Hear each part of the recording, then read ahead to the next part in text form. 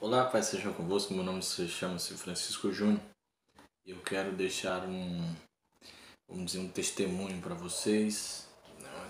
Testemunho assim, de vida, né? Na minha vida de cristão, na minha trajetória, nas minhas vitórias, das minhas percas.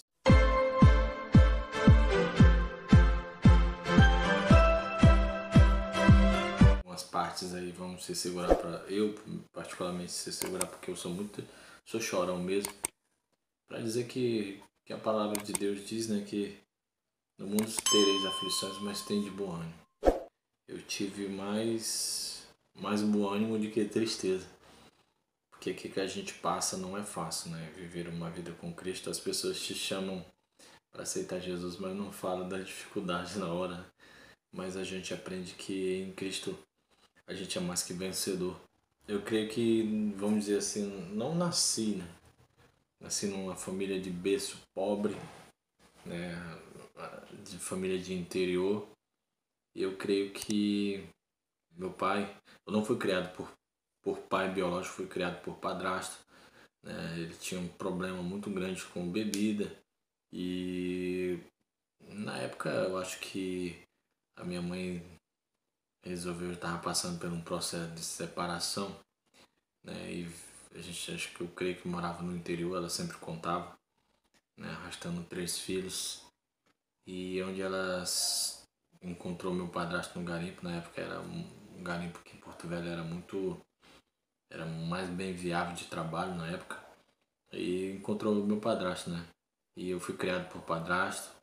Eu creio que foi por umas pequenas, assim, uma das dádivas que ele deixou para mim, em saber respeitar, em saber amar, né? Tinha seus problemas, tinha seus devaneios, mas sempre nos ensinou a ser uma pessoa boa, né? Isso tem surtido fruto hoje, né? Então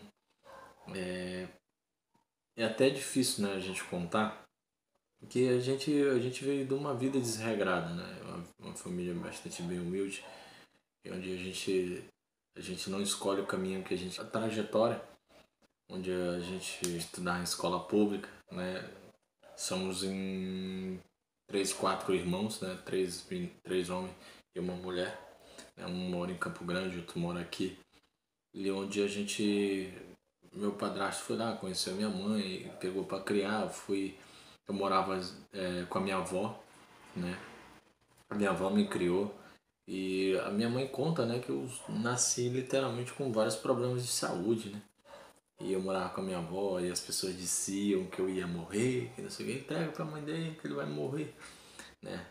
Mas o que eu digo para vocês é que quando Deus tem uma promessa na vida de alguém, quando ele tem, vamos dizer, algo marcado, né, eu creio que ele é poderoso para cumprir. Hoje esses que diziam que eu ia morrer, hoje eu já tenho que 34 anos, né, de vida, para vocês provar que Deus, né, Deus ele habita assim nas coisas bem difíceis para provar que ele é Deus, né? E a gente foi criado por padrasto, meu pai trabalhava no garimpo, a gente morava na casa da minha avó, né? Aí a gente, na verdade, a minha mãe, a gente morava de aluguel e às vezes morava na casa da minha tia, né? E às vezes passando por uma turbulência onde minha tia expulsou minha mãe de casa, não sei como é que foi a situação, e a gente vivia por aí, né? E Deus ele foi abrindo portas. Meu pai conseguiu comprar uma casa, né? E a gente veio caminhando, mas a gente nunca prestava atenção que Deus ele vinha nos perseguindo, né? Onde a gente morava, onde a gente comprava casa, morava atrás de uma igreja, né? Morava e a gente se mudou para outra casa, acabou. Aí no decorrer da situação eu vou contando para vocês, né? Até se encaixar. E a gente vivia numa casa de um, casa de outro, até que meu pai foi pro garimpo, achou uma peteca muito grande de ouro, comprou uma casa, imobiliou a casa, né? A gente veio morar aqui no bairro Conceição, onde era antigo Jardim Dourado, acho que na época. E meu pai sempre de coração bom de ajudar as outras pessoas, né? Mas a gente foi crescendo, A gente cresceu, acho que literalmente os nossos amigos, eu creio que os meus amigos eram os meus próprios irmãos, né? A gente quase não saía pra rua, né? A gente aprontou pra caramba, né? A gente aprontou pra caramba, mas a gente, mamãe sempre ela foi uma mulher muito dura às vezes, né? Mas quando ela foi saltando as rédeas, a gente acabou conhecendo quem não devia. Porque você sabe, né? Você que vive no mundo, né? Que viveu no mundo, a gente encontra umas certas amizades boas, outras ruins. E nessa trajetória conheci muitos amigos, muitos se foram. Tinha um amigo que o nome dele era Eduardo, Dudu, né? Até que se foi também. Era acho que acho que o último, um ótimo amigo que eu tinha morreu. Eu passei por várias situações aí, depondo, por causa de acusado de homicídio, né? E aí a gente foi caminhando, e meus irmãos foram crescendo. E aí onde eu encontrei algumas amizades, infelizmente, e conheci o mundão lá fora. Eu conheci a droga, ficou até meio tímido eu conhecer a droga, a bebida, cigarro, tudo que não provém de Deus. Mas isso em casa ninguém sabia, né? Por isso ninguém se deparava com essa situação. Era tudo por debaixo dos panos, né? Por isso que a gente tem que ser uma pessoa transparente, né? Às vezes as pessoas falam, o cara veio do mundo de mil maravilhas, nasceu no berço de ouro, que nada, querido. Né? Onde eu me deparei, acho que cheguei a mexer com falsificação de dinheiro, passar nota, imprimir, mas isso eu nunca compartilhava com ninguém. Estou compartilhando com vocês agora aqui, né? Em alguns cultos que eu já andei por aí, eu sempre divulgo, eu sempre falo, né? Do desenvolvimento que eu tive no mundo. Não tenho saudade, né? Então, vivi todo o tempo uma vida desregrada, né? Desregrada, né? Não desmerecendo, né? Participei muito da Igreja Católica, foi um marco na minha história, né? Eles são tenho até amigos até hoje, né? Católicos, fazem um ótimo trabalho. E ao decorrer das escolas sempre arrumava confusão. E aí onde foi o precipício, né? A bebida. Me envolvi com droga, um cigarro fumar escondido.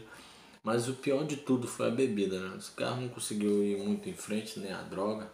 Mas o problema foi a bebida. A bebida foi o que mais me prendeu, né? Mas me prendeu. Aí sempre tinha aquelas paqueras da escola e tal, a gente saía, bebia, e aquela história ficava com outra, aquela coisa toda, né? Sempre influenciado pelos outros, mas eu era um influenciador e era influenciado, né?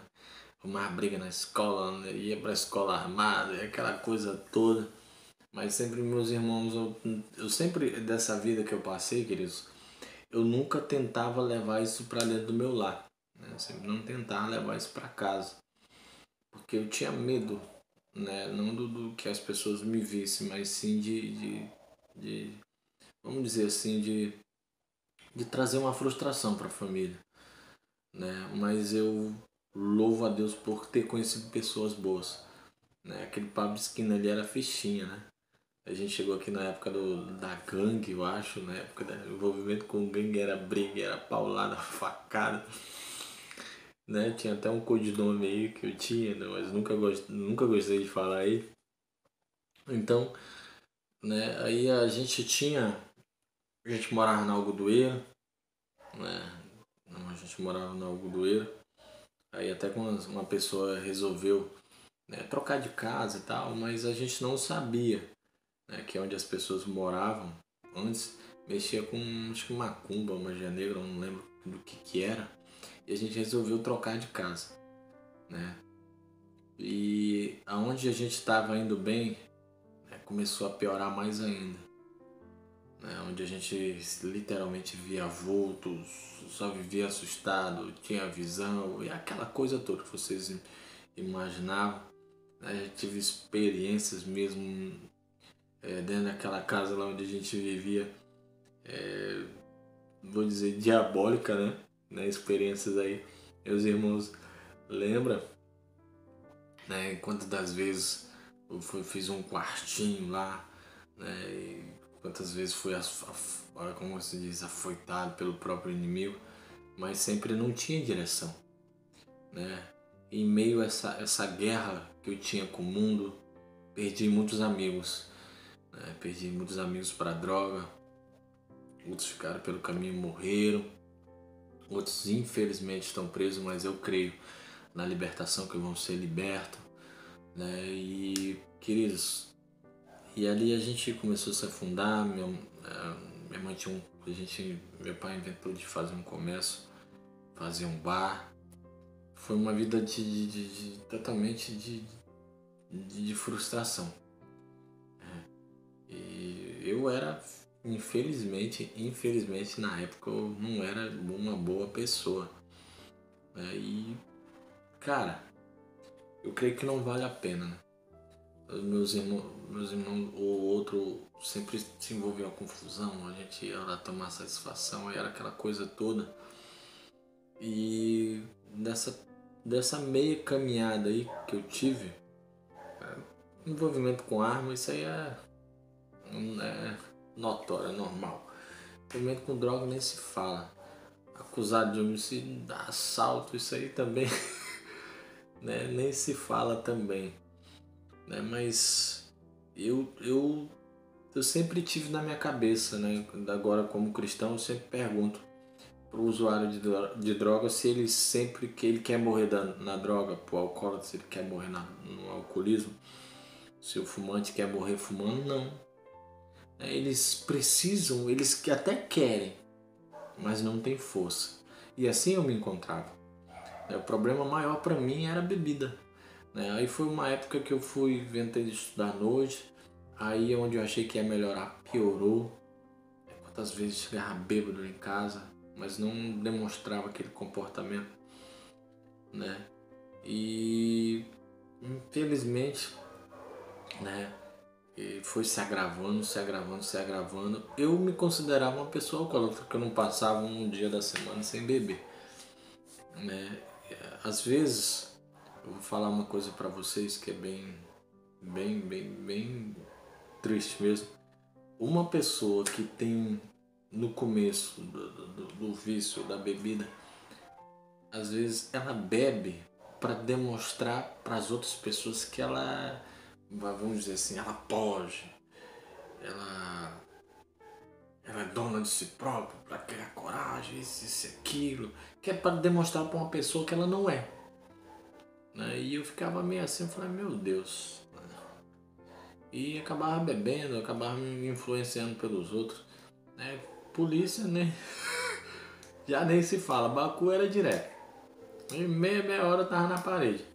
Os policiais já até me conheciam já. Né? Uma vez fui inventar de comprar um celular roubado, meu pai me tirou de dentro do carro da polícia. Né? Então, a gente passou por altos e boas, mas eu sempre tinha meu pai como referencial, porque ele nunca deixou faltar algo dentro de casa. Sempre foi um cara sempre trabalhador, né? Eu espelhava sempre nele. Né? Tinha problema com bebida também, às vezes tinha confusão dentro de casa, né? E às vezes eu via aquele barraco todo e às vezes eu saía de fininho, até algumas tatuagens no corpo, né? E às vezes eu via aquela briga e para não descontar nos outros, eu via aquilo tudo. Eu preferia sair, me tatuar ou beber, né? Mas eu não tinha direção, né? Não tinha aquela perspectiva de vida lá na frente, não tinha sonhos, não tinha projeto. A vida era viver o hoje, né?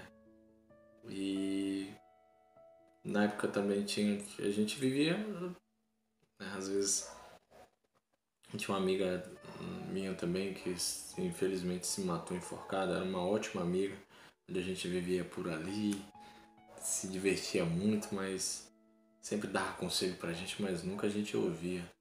Tinha muitas pessoas que davam conselho, mas a gente nunca ouvia. Né? A respeito de amigos ficaram pelo caminho, isso é muito triste. Hoje ver jovens que cresceram com a gente, comiam no mesmo prato, hoje se encontram na ruína, se encontram na droga. É algo bem dolorido para mim agora que sou cristão, em poder lançar uma palavra e não ver o resultado imediato.